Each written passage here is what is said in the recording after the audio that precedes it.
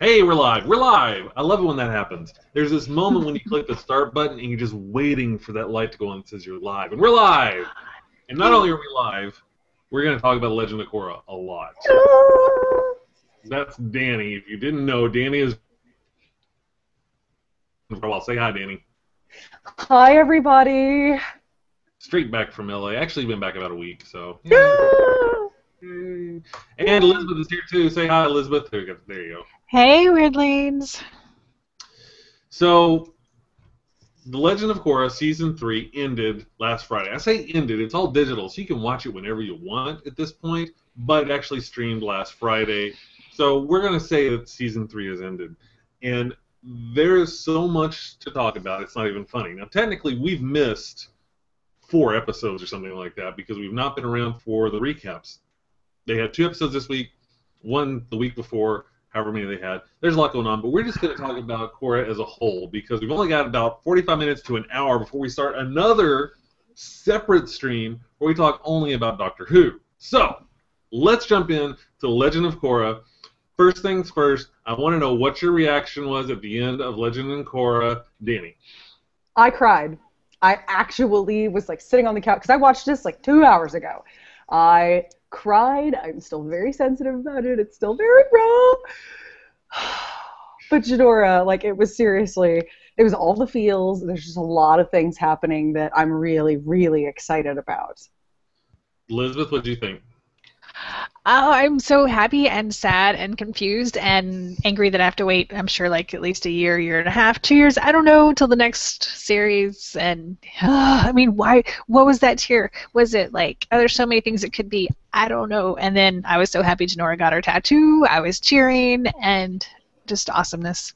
Yes. So we've kind of skipped a bunch, so people that are watching this It's just all, so much. It's all a thing. Hopefully, if you're watching this, you've at least watched the show.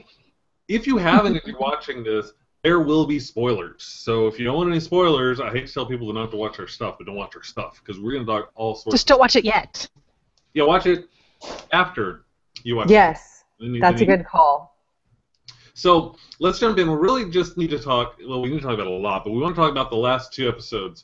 Which the first one was called Into the Void, and the last one was called, what was it called? Poison of the Red Lotus? Venom. Venom of the Red Lotus. Oh, it's such. So we're going to talk about the first episode, which was Into the Void, which was kind of amazing.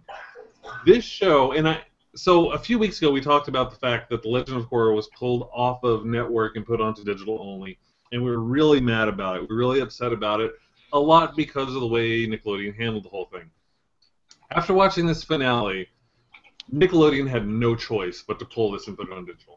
Yeah. I mean, this is some of the darkest stuff that I think has ever been on Nickelodeon. It was exciting, but it was very, very dark. Basically what's going on is they're heading to the Air Temple, where Zahir has all of the new Air Nation captured. And he's basically said that he's going to kill them unless Korra turns herself over. So she decides the only hope that they have is for her to actually turn herself over because they're going to see him coming. The Air Temple, if you've seen it, it's like in the middle of the air. You can see what's happening from every direction. So if they try anything, the Red Lotus guys are going to know what's going on and just destroy the Air Nation. So they go to do this. They go to make their trade. Mako takes their airship over to get the airbenders, while Korra goes to meet Zahir at a separate place to turn herself over, and they're talking to each other the whole time. Well, Korra goes over, she sees Zahir, she radios back to Mako. Mako's like, we're here. They don't want to go into their temple, but they finally go in, and they see all the air nomads in the back, so Mako says, they're here. Right about the time Korra gets shackled in platinum shackles, which metal benders can't bend, the air nomads collapse, and it turns out that that's our awesome waterbender with the 50 million arms that's making them look like they're alive. And at that point, all hell breaks loose. Yeah, it does. Now, first off, I'm curious if you would have fallen for the trick about the airbenders. I saw it coming. I feel like everything Zahir has done thus far has been really untrustworthy. And as soon as they were like, oh, no big deal, we'll give you all the airbenders if you just give us the Avatar, I was like, no, they're not going to do that. Like, what? I mean, knowing the relationship that Tenzin has with Korra, he's still a live frickin' ability. He's not going to let the airbenders go. She built that. She's have been a pivotal hand in building that new community of people. Of course, they're all going to be loyal to her. I sort of felt like it was very, they had no choice. They had to go in, but I feel like it was very naive for them to even expect Zahir to adhere to his word. He's obviously willing to sacrifice honor for his cause. Right. What do you think, Elizabeth? I kind of thought something was up. I mean, they were all sitting there with like hoodies on, and they didn't have the little hoodies before, and I was like, why would they give them these coats? And it was a little suspicious. Zahir, who is your tailor? These coats are so great. Oh my God. The thing that made me happy as soon as they walked in, though, is the fact that Tenzin was there lying on the floor, because I thought Tenzin was dead. I did too. Oh my God, I did too. Oh, and if Tenzin had died, I don't know. Oh. I know they're going dark, but I really was like, oh my God, they can't kill Tenzin. Will they? And it was crazy that you even entertained that possibility, because they might. They made it very clear that nobody's safe at this point. The fact that they showed the Earth Queen being killed, yeah, she wasn't a good guy, but just so, hey, I'm going to kill this person right here. Nobody's safe in this world anymore. So I thought he was done, because he said it's never the previous episode, he said it's never over as long as I can stand, or something along those lines. No, he said as long as I still have breath in me, I think is what he said. It won't be over, which I thought was really powerful, because that's exactly how Zahir killed the Earth Queen, was by, encompassing her head in air, and that's how he tried to kill Korra, was, surrounding their head with air. I'm sorry.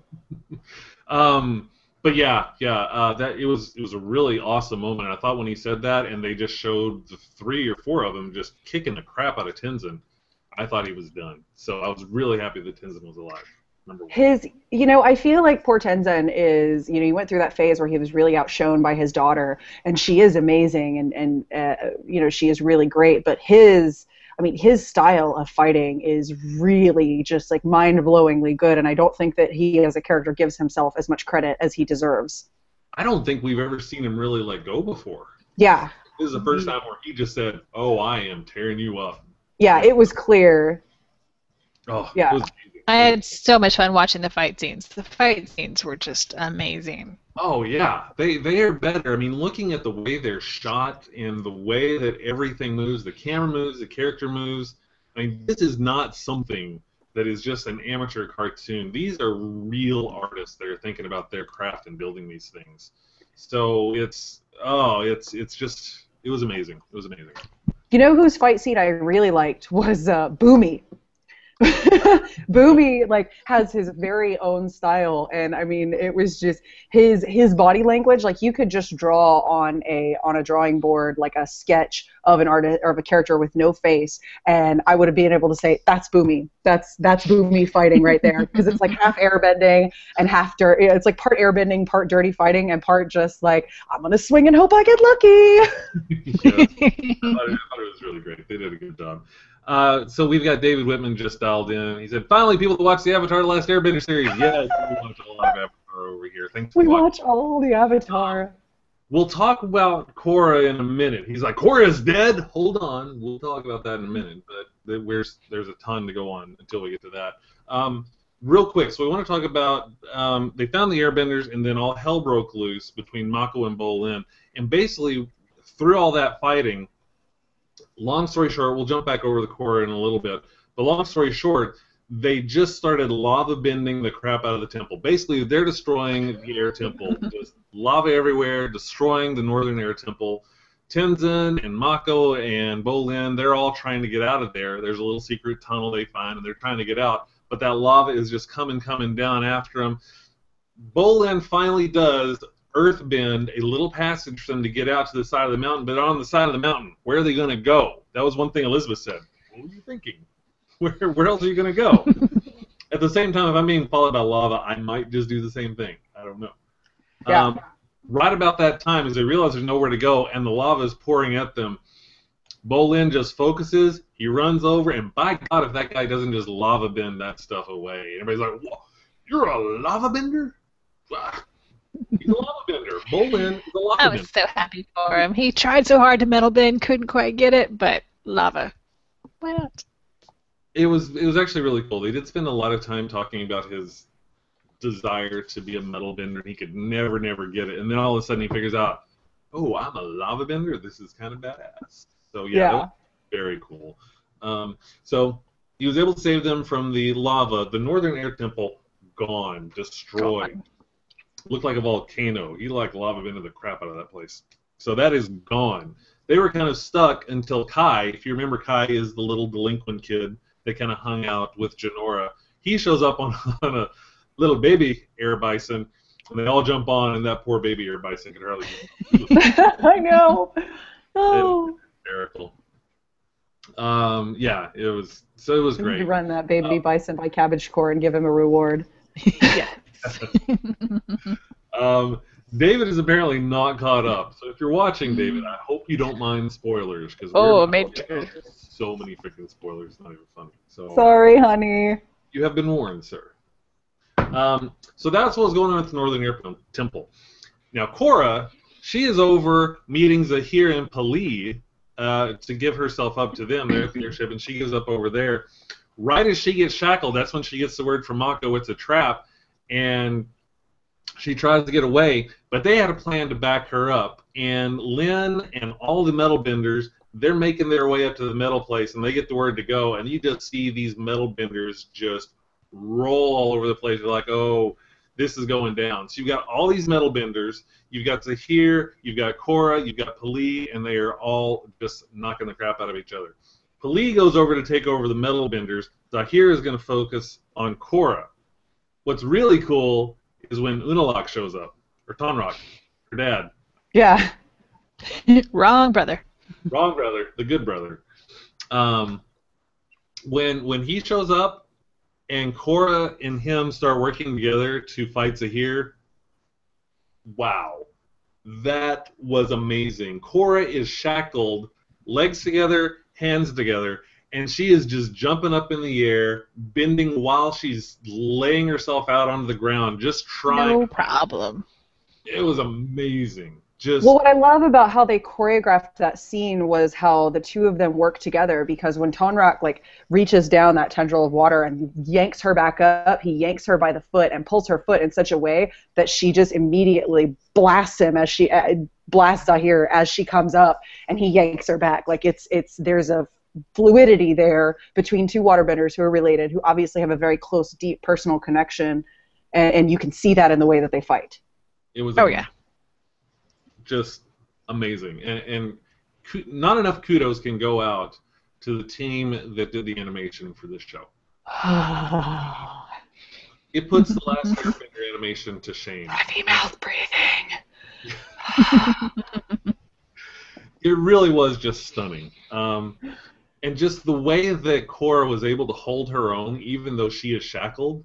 I mean, Korra is a badass. She may be the baddest ass that ever badassed. I'm not sure, but she may be the baddest ass that ever badassed. But so I think we're going to I would like to come to this later. We'll come to this when we talk about the end. But they did a really good job of illustrating how, and later on in the next, several points, they did a really good job of illustrating how you can still be a powerful bender without the full use of your mobility, without the full use of your arms, your hands, your legs, whatever. And they illustrate that a couple times, and we can talk about that more at the end, because I feel like it was maybe even a setup. And maybe it is. We'll definitely talk about that, because I know some of your thoughts. But so while Korra and Zahir and Unalaq, Tonraq, dang it! Stop it! We really need to talk about what could be one of the darkest moments in the entire Avatar mythology. That's crazy. Fighting the metal benders. So Pali is a combustion bender, which is a weird kind of firebender kind of thing. So she can basically focus, and she will make stuff blow up. She shoots something out and stuff blows up. And she is just tearing up the metal benders. They're trying really hard, But when she just blows up wherever you're standing, it's really hard to get an upper hand. And we saw that in Avatar: The Last Airbender. They had to take on a combustion bender once, and the dude was tough. It is hard to fight a combustion bender. And they're really getting their butts kicked. They're pinned down. They can't do anything to help Korra, but they know they need to help her. And this is when it gets really crazy. There's this great moment with Lin and I can't remember her sister's name off the top of my head. Is it Kim? No, it's like Suyin. Suyin, yes. Yeah.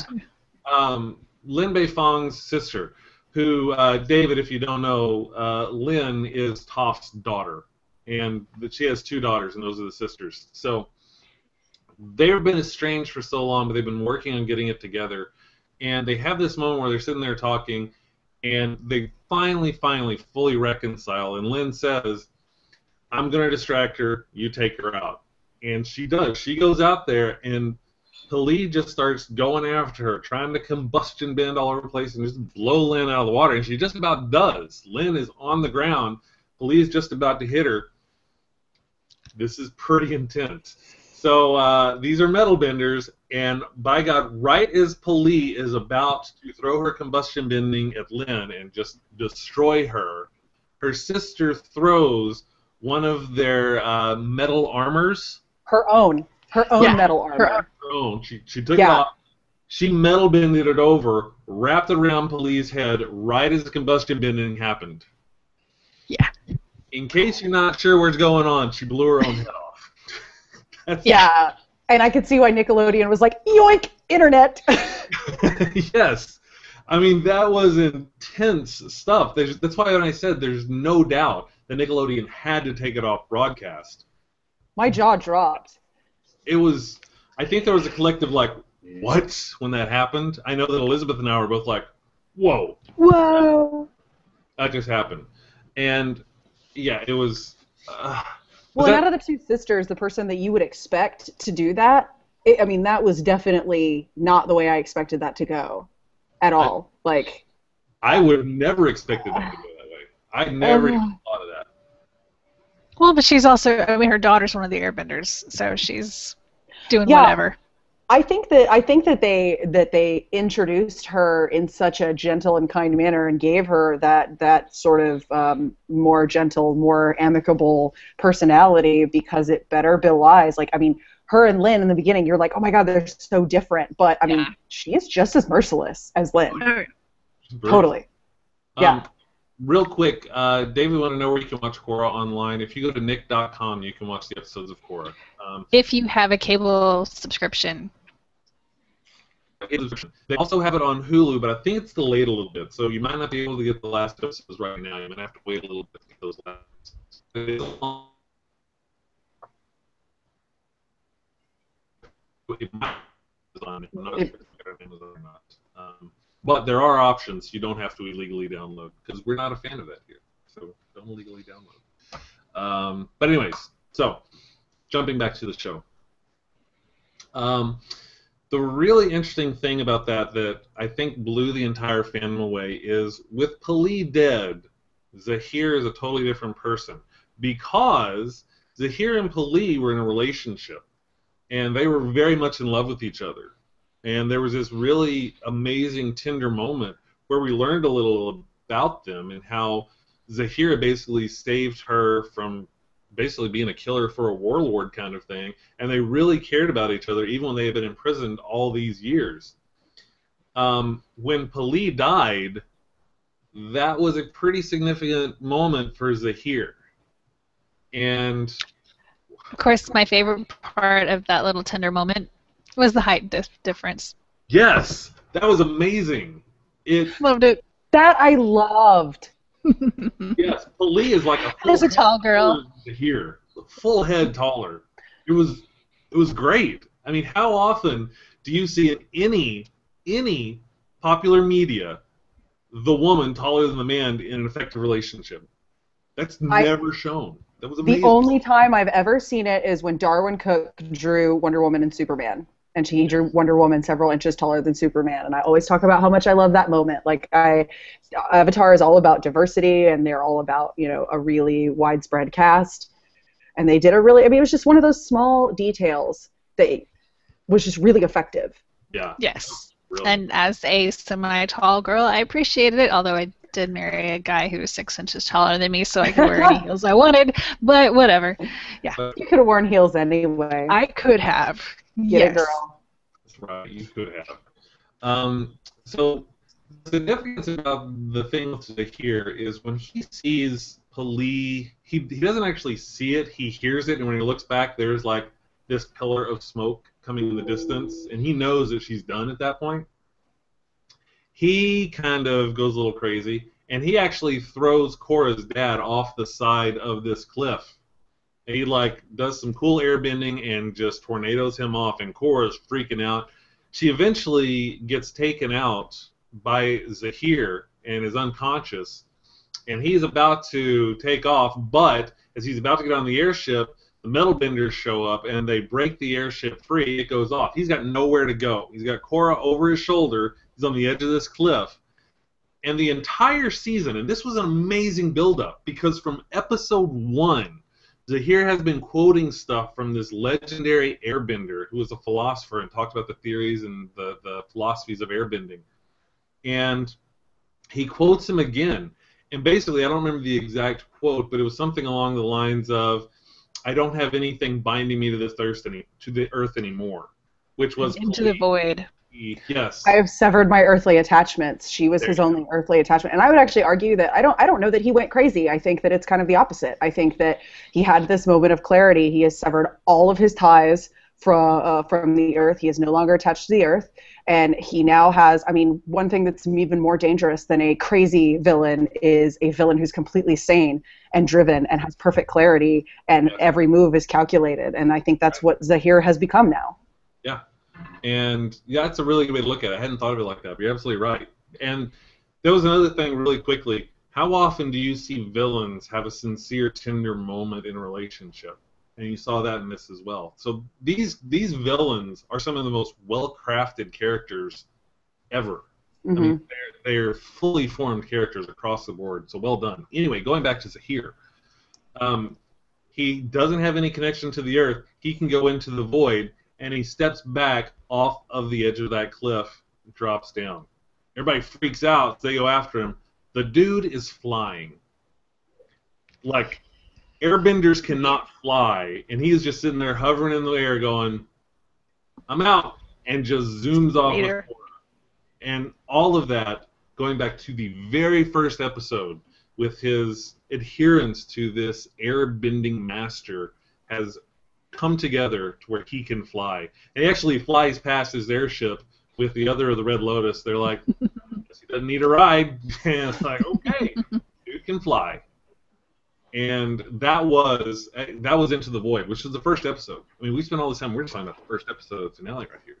Crazy. There is one more thing I want to say about the first episode before we move on, and why Zahir's story is actually really powerful to me, because like the Avatar: The Last Airbender takes a lot of cues from a lot of different cultural aspects of things, and with the martial arts and things like that, and shedding all of your ties to this earth is a Buddhist principle, and I think that's a really cool thing for them to have included in the show.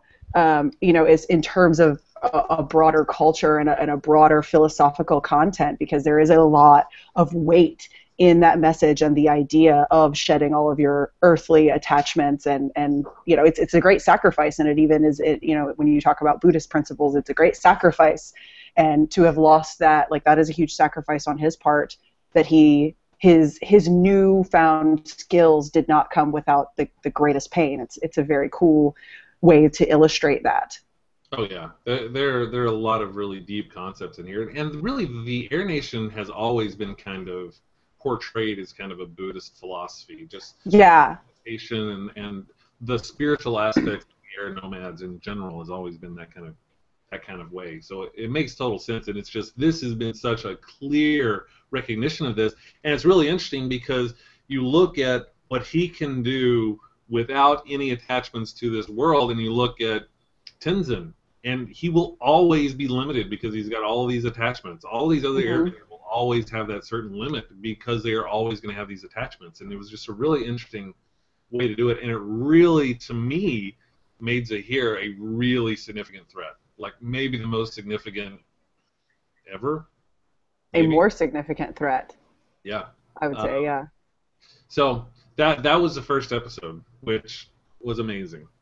And now we should get to the final episode, Venom of the Red Lotus, which, so many feels.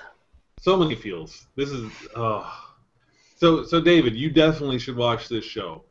It's amazing. Season 3 was without a doubt one of the best experiences that I've had on TV in a while. I mean, we're talking Buffy level of excitement for me, and that's saying. We finally learned what the Red Lotus endgame is. Kind of. No, we do. Kind of. That's my one complaint about this whole season was the Red Lotus. What exactly was their plan? Because if their plan was just chaos, I don't know. That just annoys me. They wanted to like get rid of the rulers, get rid of like all these big powers, and so that the natural order of chaos could return. And I'm like, how is that good? I mean, they saw what happened to Ba Sing Se. Was that really their plan? Just for like looting and fires, or did they like? At first when they talked about it, it sounded like this is going to be a better world because there are no rulers and people can rule themselves and everyone will be happy. But it just wasn't good. Well, that's your judgment on it. In their philosophy, and I've actually heard people around the space say very similar things. And the chaos is, in their minds, a better way of living. They made that very clear. Their philosophy from day one is that chaos is the natural order, and chaos should be what people should be striving for. So, yeah, destroying the leaders was part of their plan. And we found out that, I can tell you still look skeptical, but I mean, that was their plan. They sincerely believe that chaos and anarchy is a better way to live. Whether we agree with it or not, that was their extremely exquisitely stated. He even had that time in the spirit, when they were in the spirit world talking with Korra, he went down and he kind of talked about all of these points, and it almost seemed like he was convincing Korra. This was about 4 or 5 episodes back. So but even then, I still thought he was like, it's better for the little man because, they're not, oppressed by the rulers. But in the chaos, the little man isn't doing any better because, I mean, in their mind, the world's on fire. In their mind, they are, though. Yeah. Well, and that's the reality. That's the point you're supposed to gather from it. Like, yes, this man has conviction, and yes, he feels righteous, but in reality, this is what it's nice that he has this sort of ideal of what anarchy is supposed to be, but this is what it is in reality. Like, this isn't the little man stepping up to finally defend and take what's his. This is people looting the little man's shop. Right. Yeah. Right. So he may have been wrong, but he sincerely believed it. There's a great story about writing and writing effectively and writing effective characters, and it basically says that even the villain is a hero in their own story. Mm-hmm. In their mind, they're the heroes. Zahir knows that he's the hero here. So yes, for him to spread chaos, that's what they want to do. That's their end goal. That's their game. But do you think they thought it would end like that, or it'd just be like, okay, now we're all equal? No. I think they thought it would end like that. I think they thought there was going to be chaos, but I think they thought that the every man for himself. It's very Randian philosophy if you really break it apart and you start looking at it. It's like every person for themselves is the best way to go, and that's a very Randian philosophy if you really break it apart. And I think they sincerely believe that that's the way to roll. I don't agree with it, and I see that. But again, they sincerely believe that, and they've talked a lot about all season about how they believed it. So I think their end goal was chaos. Well, clearly, at least, Zahir has been maybe just affected by the fact that the love of his life was almost forced to be a slave for or a killing machine for a warlord. I mean, at least one of them has clearly been taken advantage of by an authority figure, and so they have this view of authority that's skewed. And in the Avatar world, I mean, aside from Zuko, we haven't really seen a leader that actually doesn't, suck. That's true. So, I mean, they might not be wrong entirely, or they might at least be a little justified in the way they feel. So let us know in the comments. Well, Korra's dad's not too bad, but Korra's dad's awesome. But I mean, like nobody ever goes to the water tribes. To the poles. They should, Yeah. yeah. It's like Look Hawaii, at the you know. Republic City. Look at the Earth Queen. I mean, you've got Korra's dad. That's it. And Zuko. Yeah. That's cool. Although we don't know who the Fire Lord is right now. He's technically not the ruler right now. So It's his daughter. It's his daughter. yeah, it's his daughter. We have. Oh my God! I want to see. Okay. Do We're running we out of want time. to? We need to go on. Yeah. We need to go. Focusing. So we're learning the end goal, and basically we show up in this cavern that the Red Lotus has had for quite a while. They have Korra chained up to the wall, covering this huge pit, chained in platinum, spread eagle over what is now going to be a lava pit. But basically, their goal is to end the Avatar cycle, because the Avatar is supposed to bring balance to the world, which is completely contradictory to what they want, which is chaos. So their end goal, and I'm going to talk real quick about how dark this is in a minute, their end goal is to force Korra into the Avatar state, kill her while she's in the Avatar state, and end the Avatar cycle. Silly people. Silly people. Because if you kill the Avatar while they're in the Avatar state, cycle's done. Is broken. Mm-hmm. No, I'm saying silly people because I think they can kill the Avatar in the Avatar state. I know. I'm just explaining to people that might not know this. Some people might not know that if you kill the Avatar in the Avatar state, that ends the cycle. And it's not as easy as they thought it was going to be. No, but this is definitely the most legit attempt in the universe so far that we've seen. Yeah. Like totally legit attempt. That was a good plan. Sorry, guys. I'm not sorry. Good plan, and wait until we think about how dark this is, because I do want to come back to this. But what they do is they have a poison, and it is this metal liquid poison, which most of the internet is thinking is some kind of mercury-based poison. And they bend that into Korra. They basically, while she is chained there and she can't move, she can't defend her, they bend this poison into her system. While her system is trying to fight it off, she eventually will go into the Avatar state to fight against dying, and when she does, the Red Lotus is all around ready to jump and just attack with everything they've got and kill her while she's in the Avatar state.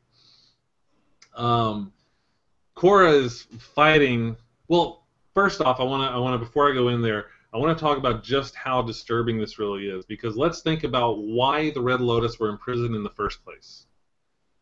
Because if you remember, they were imprisoned because they tried to kidnap Korra when she was about 5 years old. So these Red Lotus were going to kidnap a 5-year-old, force poison into her to make her go into the Avatar state as a 5-year-old, and kill her so they could end the Avatar cycle. These people are messed up. This is not a Nick show. This is anymore. Not a Nick show. I mean, the fact that these people were ready to kill a 5-year-old by forcing poison into her and killing her, it's pretty intense. That's pretty intense, and it just shows the level of commitment that the Red Lotus has too, because that's justifiable in their mind. In their mind, that's an okay thing to do to reach their goals. These guys, these are real, true believers here, which they're always scary. Yeah. So, let's jump back into the story here.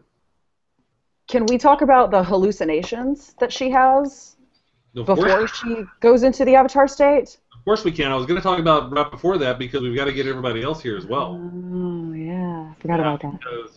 Because Tenzin and everybody else, they still have to find where all the air nomads were taken. Kai knows where they are, so they basically are able to get everybody together, and Kai leads them to where he thinks that they're being held. Now, the air nomads are being held there, and they're trying to figure out a way to get out, and this is the first time we've seen Jinora kick ass this episode. Won't be the last, though. She has been able to get into her spirit self and go check everything out, try to find a way out. And while she was her spirit self, she heard the plan, so she knows exactly what's going on with Korra, and she knows that they're going to have to help her because it's not going to look good for Korra the way things are going.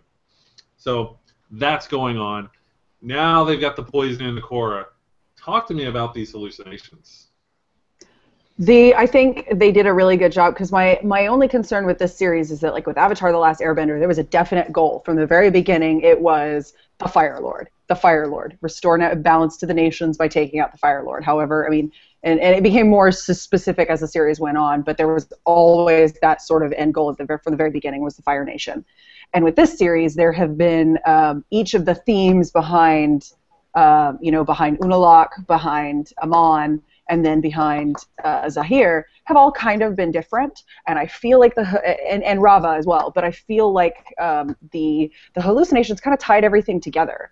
It's there is obviously unrest in the world, and it's not just about the spirit world and the human world not seeing eye to eye, because it really makes the point that the spirit world and the human world cannot be. I don't think that they can be made to get along until the turmoil in the human world is resolved. It was just really interesting, like kind of tying all of the villains together in one place and one time, sort of the way Korra sees them, and seeing where her fears and where her insecurities with fighting each villain kind of rooted from. Yeah, and I think if you look at each season, there actually has been a common theme, and the common theme is a world that doesn't want or need the Avatar. Whether it's the Equalists who are fighting against the Avatar and Benders just in general, saying, the Avatar has caused us imbalance, we don't need the Avatar anymore. Whether it's Zahir trying to get rid of the Avatar to cause chaos, whatever it is constantly this thing that is hitting Korra over and over and over again. The world doesn't need the Avatar, which I want to bring up when we talk about the very end of this as well, because that. Well, yeah, I mean, she'd already been kicked out of Republic City because the president didn't want her there anymore, and yeah, kicked out of the Earth Kingdom. Yeah, I mean that seems to be a common thread, and we'll jump into that pretty hardcore in a minute. So. They throw poison into Korra. She has these hallucinations where she sees all of the villains, and she is really fighting because she knows that if she goes in the Avatar state, it might be bad. So she's really fighting it, but that poison is pretty strong. She can't fight it anymore. She goes in the Avatar state, and boy, did the Red Lotus underestimate Korra in the Avatar state. Platinum doesn't stop an Avatar. Oh, well, not yet. She just destroyed them. Maybe she can't metal bend Platinum. That's okay. Doesn't need to. Doesn't need to. She just rips rocks out of walls and starts throwing these stones at people, just like using those chains as whips when she breaks free of them. It's the most intense, and I mean the way that they portrayed Korra at this point, because keep in mind, she is convinced that her dad died. He didn't. He was actually saved by a metal bender from dying when he fell off that cliff. But she is convinced that they killed her father and that they've gone after everyone she loves. And she is just enraged. And the way they animate her, man, she is just a force of nature. I mean, she is what the Avatar is supposed to be, which is a force of nature. It is amazing. Anything they throw at her, she just brushes aside. To the point where Zahir's like, I should leave. And he does. He flies out, and Korra, she can't fly. Korra cannot fly, but she can sure use some firebending to propel herself through the air long distances. And she does that. Yep. And rocket shipping herself all over the place. Which led to, in my opinion, one of the most intense fight scenes I have seen in movies, in TV, books, comics. I don't think I've ever seen a fight scene as intense as what we've seen with this going on. Just throwing mountaintops around. Yeah. Literally. Just was like, you bad, bend a mountain, throw a mountain at the dude. It was just insane. And just seeing Zahir every once in a while get some hits in, and it was an amazing fight because he's the most dangerous airbender that's ever lived, and he is, in my opinion, way above a lot of her other competition in the whole world that she's had to fight in the past. And it's really intense. Elizabeth, you said something really interesting about it because, well, I should say that Bolin and everybody gets out while this is going on. They find where they are. They find where the airbenders are. Should probably mention how they got out, because that was kind of huge, too. Talk about it. How'd they get out? Well, because, it's not dark enough yet, so we got to kill some more people. So, yeah. So Bolin and Mako take on the Lava Bender and the Water Arms Lady. So, of course, we pit Lava Bender against Lava Bender, but first let's go to Mako and Water Arms Lady. At first, I don't know where they were, in some cave, and she runs out of water, and so it's a pretty good fight. And she finds some hole, she drops down, he follows her. Bad idea, because lands in a big old lake or pond. I was like, oh my god, this could not be any worse.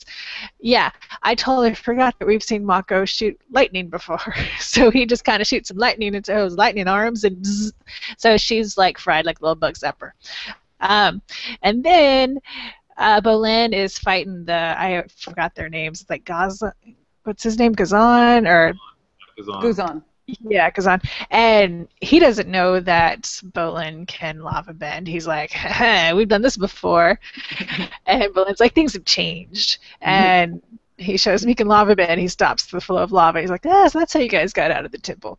And I think he knows that he's a pretty good bender. I mean, he may be a new lava bender, but he's still he's a good fighter. So he's like, screw this, I'm not going back to prison, and I'd rather die here in lava. So he just like destroys the cave, and fortunately, Bolin kind of earthbends him and Mako out before the whole thing crashes down on top of them. Yeah, it was amazing. And rather than going to jail, he like lava bended the thing and collapsed and killed. So it was Gazan, and I think her name was, I just found it a second ago. Where'd it go? Minghua. So Minghua, Gazan, dead. I like Water Arms Lady. Yeah, that was amazing when she like went into the water and Mako like. She turned into like octopus, like.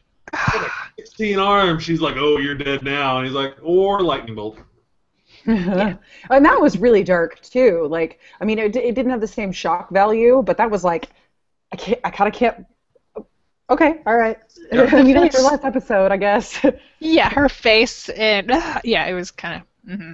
Yeah, there was so much dark in this episode. So that happened. They get the airbenders out. They all get out, and there was a great moment where Asami did her thing. I've been waiting for Asami. Oh yeah. She like took out some of the Red Lotus guards with her equalist glove that she still has and still kicks ass with. So that was kind of awesome. They get all the airbenders out, and they're all talking about what they're going to do, and it's amazing because Jinora looks up and sees the fight, and her first reaction is, we got to help her. Because she knows that Korra's been poisoned. She knows that this is going on, and sure enough, Korra's getting weaker and weaker and weaker and weaker, and eventually she just cannot keep up the fight, and Zahir gets the upper hand. It knocks her down. She's trying really hard, but that poison is really getting to her. So Zahir gets down there, and he starts doing the same thing he did to the Earth Queen, which is what you're talking about, Danny, where he's sucking all the air out of her. Sucking the air out. These writers and the way they think to kill people. Yeah. That's when it got really awesome because Jinora had this great line that said, she may be the avatar, but there's never been this many airbenders in a century. We've got power with ourselves, with our numbers. And she leads all those airbenders out there, gets them all airbending. They airbend a freaking tornado to suck Zahir and Korra down. So he tries to get away, but it's too strong. He can't fly out of it. They suck Zahir down. They break the little thing that's taking all the air out of Korra and everything. She's able to regain enough strength so that she can loop the chain around Zahir's leg and just drags him down, slams him into the ground. They earthbend him in a little cage. We can't move, which was kind of awesome. Mm-hmm. And Zahir's done. They've saved Korra. They're not entirely sure. She's about to die. Korra is on the verge of death.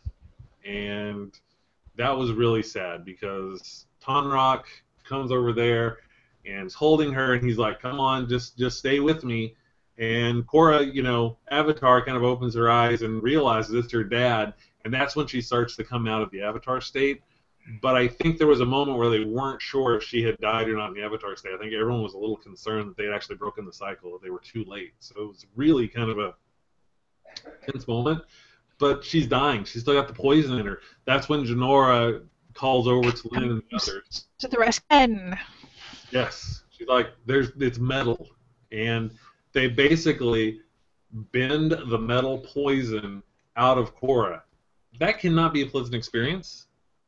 There was a funny little thing. Somebody had a little meme. It was like, you may experience some iron deficiency after this because Right. they bended this stuff basically into her stomach and out her throat and onto the ground. Cannot be pleasant. But they were able to get it out of her, and it seems like Korra is going to be okay. Well, maybe. Because we jumped to a week, 2 weeks later, something like that. And this is where everybody's torn because it's a really interesting moment where Asami is helping Korra get ready. You know, she's dressing her, doing her hair up and everything, and we realize at that point that Korra, she doesn't look good. She's got bags in her eyes. She's not really talking. She's in a wheelchair. She's not moving, and Asami is just helping her through everything. And they're going to what is going to be a good ceremony and all this stuff. And, you know, Asami has this moment, and I know, Danny, you probably died when this happened. But Asami My heart was beating so fast. She gets down on her knees, and she looks up, and she says, Korra, you know, if you need anything, and I mean anything, I'm here for you. And all the Korra Asami shippers in the world just collapsed. Like a girlfriend. Do you need a girlfriend, Korra? I'm here for you. I'm here for you. Love Asami. Well, Asami wheels Korra out, and they go and they meet the president of Republic City, who kind of apologized. He's a jerk about it. Yeah. I know I was a jerk, but thanks for saving the world. Yeah, right. Pretty much. Okay. Yeah, you're right. You were a jerk. So they wheel her into the ceremony, and there was a really cool moment where everybody like came out to say hi to Korra, and Tenzin's kids come up, and they're just, hey, it's Korra, hey, Korra, and they like jump in her lap, and like, I want to ride with Korra, and everything like that. It was just this really cool moment of kids that they don't care that she's in a wheelchair. Everybody else around her is kind of like, oh, she doesn't look good and everything, but the kids are just all over it, and I really loved that moment, and Korra even smiled at that. It was really cool. So they wheel her off, and as she leaves, the big bosses start talking about how important it is that they have the Avatar, how the world's in chaos, they need the Avatar, but she's not looking very good. No, she just needs to get better. And they're like, well, we need somebody now. With the Earth Kingdom going crazy and more Red Lotus out there, we need an Avatar. What's going to happen? Who knows? We actually find out the ceremony they're going to is a big, big, big air nomad ceremony. There's an air bending master. I knew it was going to happen. I know. When that tornado started, I was like, she better get her freaking tattoo. And Man. she got her tattoos, and she was She like, did. Great. That was like a callback from like episode 3 of the season. She's like, why don't I have my tattoos? And they gave her tattoos at the end of it. It was just a great, great moment. So this is Janora. We haven't said it's Janora yet. Just to be clear, for those who don't know, Janora was made an airbending master and was given that right by her father, who previously had been very insecure about the fact that his young daughter was a master and that he was not. And by the end of it, you can tell that things have really changed in his perspective of how he feels about his daughter and how he approaches that, because he is so honored and just so proud and so beside himself to present her with that honor. And it's really beautiful. And she looks a lot like Aang because she shaved. She looks a lot like Aang. A little bit. I think she's got better bone structure. She's got better bone structure. You're absolutely right. She's got much better bone structure. But we're running out of time, so I want to make sure we get to all this stuff. So they show this moment, and Tenzin says that until the Avatar can get better, the Air Nation is going to go back to their nomadic roots, and they are going to travel the world to help keep balance with everything. They don't really have a choice. They lost their temple. That's what I was gonna say. I was like, I mean, that's like calling a glass half full, I guess. He's being an optimist about it, which is new for Tenzin, which is totally new for him.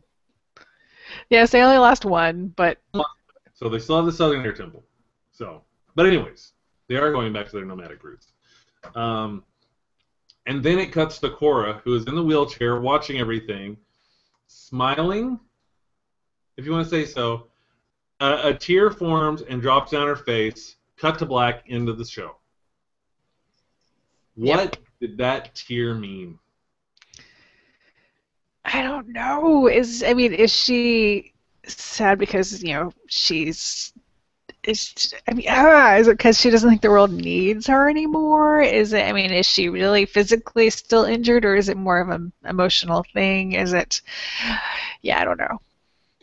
Well, if the commonality in her villains is that, the theme that she lives in a world that doesn't want or need an avatar, this could be reinforcing that. But I kind of have my own theory, and Mark and I talked a little bit about it earlier. But there has been also a lot of characters who, for whatever reason, you would peg as disabled. You've got the waterbender who's missing her arms. You've got Korra when she's shackled. She has very limited mobility and use of her hands. Now she's in a wheelchair, and I think that this might be an opportunity for them to present a character who is physically disabled and explore the possibilities of what that means, how that changes her bending skills, and what that means as for her. This isn't the bender. first one. Maybe we need to have a callback, which we kind of It's gonna be Toph. Toph's gonna help her. Yes. Totally forgot about Toph, because we don't know what's happened to Toph. No, they didn't say she died. They just said she went off to find herself or something. So she's out there somewhere.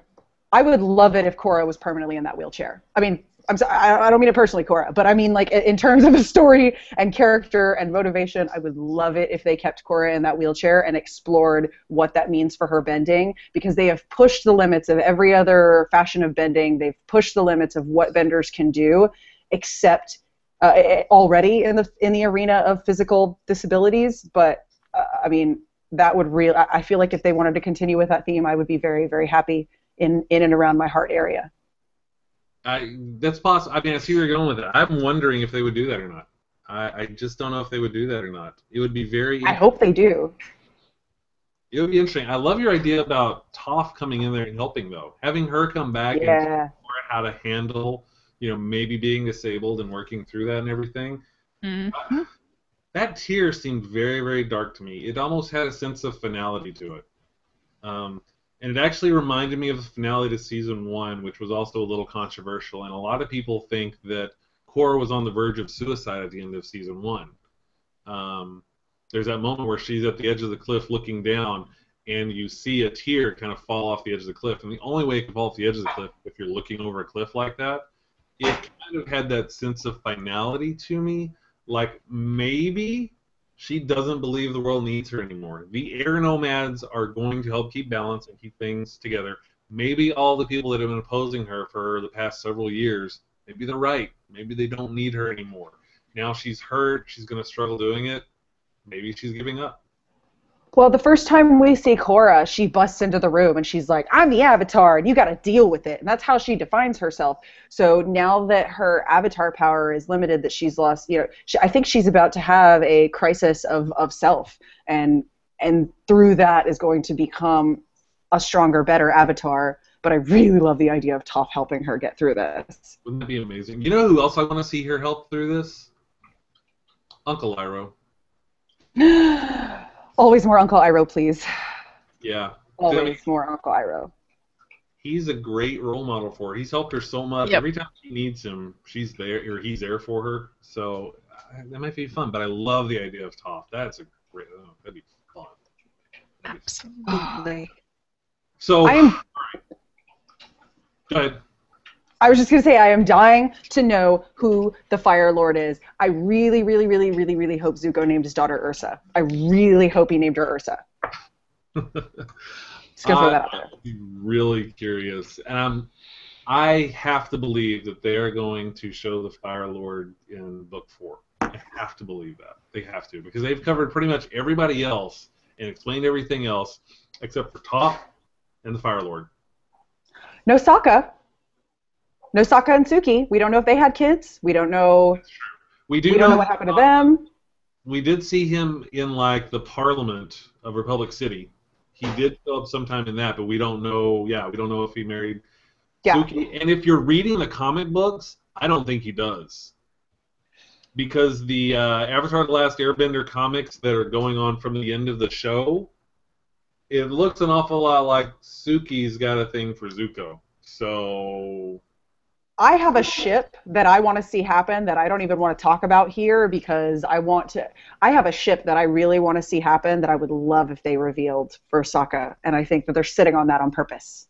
Think Toph? I've always shipped Sokka and Toph. I have always shipped them. The chemistry between them is great. The comedy between them is great. Toph has always shipped them as well, because if you look at those episodes, she's always just this close to flirting with them. Always. Yeah. So Yeah. I would not be surprised. If he is Lin, if he's their father, I'm gonna die. I'm gonna die, and then I'm gonna come back to life so I can watch the rest of the show. That would be amazing. I would enjoy that. If that was a twist they threw in, I would enjoy that twist. Absolutely. All right. Well, okay, guys. We've only got a few minutes left before we have to start our other stream, so I just want to give a last-minute thought. What do you guys think of Season 3? Best. Of Korra or of Avatar? Of all. Korra is getting so much darker and more adult. It's almost getting to a point where you can't compare them anymore. It's like comparing apples and oranges. Well, you're right. Yeah. I agree with you on that. And I think that Season 3 of Korra has been the best Avatar season of all of them. And that is including some really standout things from The Last Airbender. One that always comes to mind is Little Soldier Boy, where Iroh had the story about his son and, why he quit fighting in the first place. I've already cried once today. Oh my God, that was deep stuff. But I think that this season, from start to finish, had the most consistent arc, the most well-formed story, the best villains of any of the other ones. It was certainly the most gripping. Yeah. The most emotionally gripping. I'd agree with that, 100%. Well, wow. Anything else you want to say about Korra? We've only got a couple minutes left before we need to shut it down. No, just hurry up. Hurry back. I saw an image. I don't know if it's accurate or not, but I saw somebody post on Tumblr. It was an image that said Legend of Korra Book 4, January 2015. What? That seems a little quick to me. I'm not sure if that's a real thing or if that's some fan said, "Come on, guys." But that's what I saw. To be awesome, but Be awesome. Right. No, we'll see. I don't know, but we'll definitely be watching Book 4. I don't even remember what the name of Book 4 is. That might give us a clue as what's going to happen, but I don't remember what the name of Book 4 is. Let's see.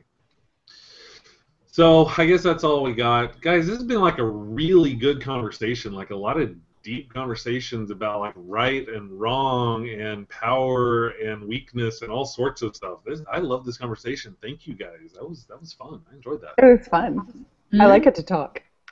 Yay. So we're going to call it a night then. Thanks everybody for watching, and if you have not seen The Legend of Korra yet, you are doing yourself a serious injustice by not watching this show. Well, if you have not watched Legend of Korra and you just listened to this whole hour, you made a mistake. Just saying. That's true. For real. That's true. But you should still watch it because it's worth it. It's so good.